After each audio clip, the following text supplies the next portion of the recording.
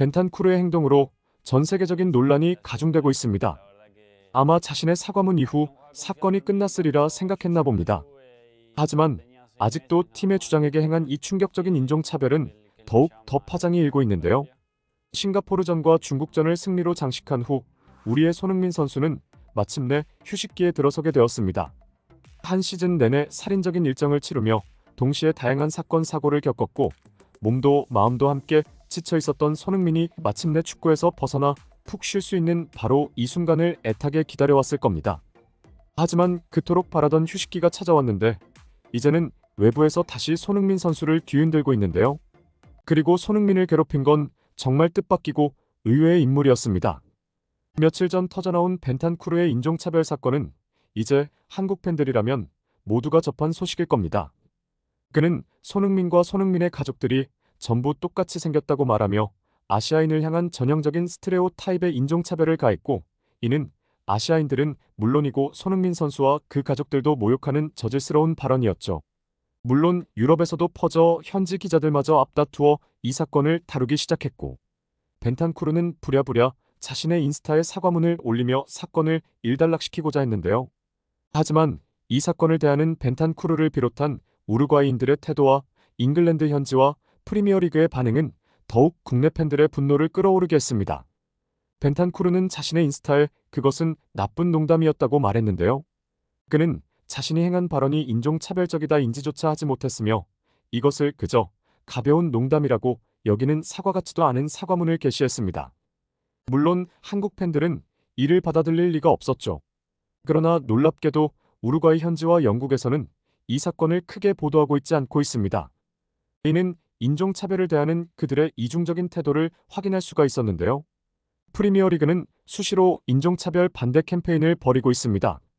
노름 포아레이 SICM 3년 전 미국에서 경찰의 목이 눌려 질식해 사망한 조지 플로이드 사건은 미국은 물론이고 전 세계적으로 흑인 인종차별 반대 캠페인이 퍼져나가 되었고, 이는 스포츠 프리미어리그에도 영향을 끼친 것은 당연했죠.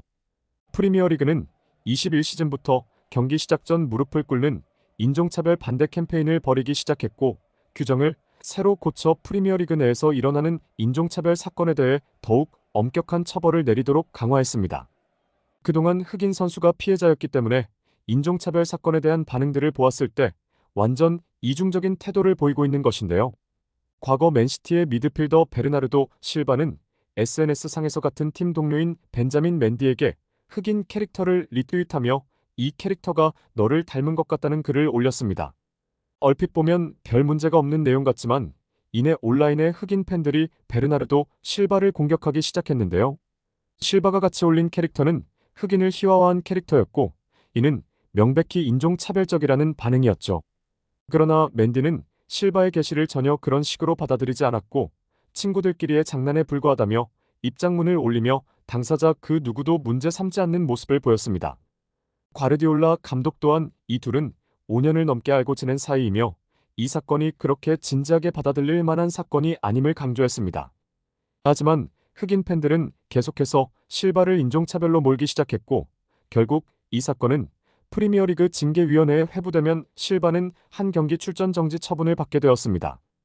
그리고 이와 비슷한 사건은 또 있었습니다. 맨유의 에딘손 카바니는 SNS 한편에 메시지 답하면서 그라시아스 네그리토 표현을 썼습니다.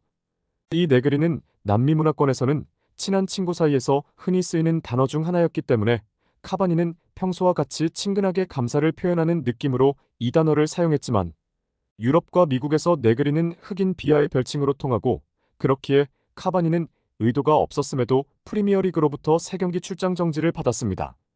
이 두 사건의 공통점은 선수가 의도가 없었음에도 그 단어나 뜻이 비하의 의미를 담고 있다고 해석해 징계가 내려졌다는 겁니다. 하지만 이에 비해 벤탄쿠르의 발언은 어떨까요? 그의 발언은 카바니와 실바 다 더 명백하고 의도적인 인종차별적인 발언이었습니다. 심지어 온라인 SNS상도 아닌 방송 도중 전국에 중계되는 상황에서 한 행동이었죠. 그러나 프리미어리그는 앞서 말한 두 사건과 달리 이 벤탄쿠르의 손흥민 발언에 아무런 관심도 보이지 않고 있습니다. 평소에 인종차별 반대를 그렇게 목 놓아 부르짖더니 정작 아시아인을 향한 인종차별 사건이 터지자 이중잣대를 보여주고 있는 것인데요. 심지어 팬들은 토트넘 구단의 태도에도 분노하고 있습니다.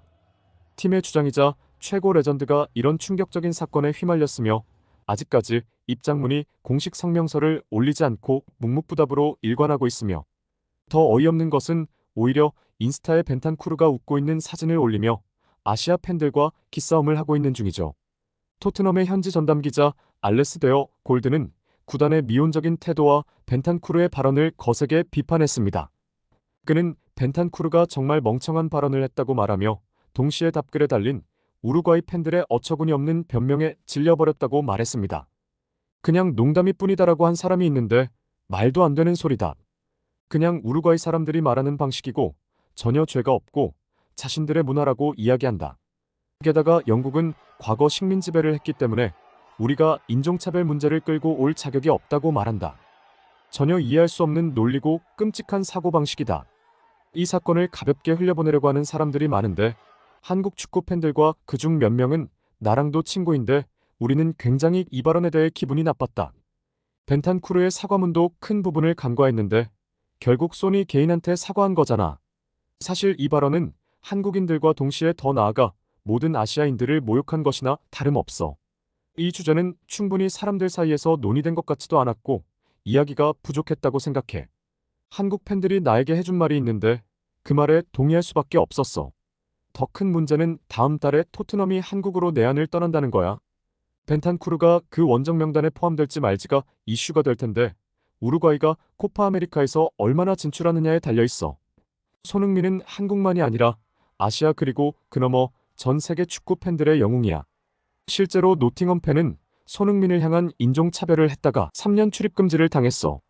농담이었든 아니든 자기 팀원을 향한 이런 멍청한 행동에는 동의하지 않고 앞으로도 그럴 거야. 골드 기자는 벤탄쿠르의 성의 없는 사과문을 비판함과 동시에 토트넘의 한국 내한 전까지 이 사건이 어떤 식으로든 해결돼야 한다는 의사를 내비쳤는데요. 실제로 토트넘과 우루과이 팬들은 이 사건에서 애써 눈을 돌리게 하려고 애쓰고 있으나 한국 팬들은 여전히 분노해 있고 이로 인해 토트넘에 대한 일정에 큰 영향을 미칠 수도 있습니다. 그리고 팬들이 더 화나는 것은 바로 문제를 해결하고자 하지 않는 토트넘 구단의 미온적인 태도에 아직도 우루과이 팬들은 골드의 트위터 댓글에서 벤탄쿠르를 변호하는 모습을 찾아볼 수 있었는데요. 명백한 인종차별을 농담이라고 말하는 우루과이 팬들의 댓글들을 보고 있자니 그들이 수준 낮은 국민성과 교육 부족을 절실히 느낄 수 있었습니다. 한국 팬들은 벤탄쿠르와 토트넘 구단을 향한 항의를 멈추지 말아야 할 텐데요. 그들이 과연 언제까지 입을 다물고 있나 지켜봐야겠네요. 이번 영상은 여기까지입니다. 댓글창은 항상 열려 있으니 여러분의 소중한 의견 많이 남겨주세요.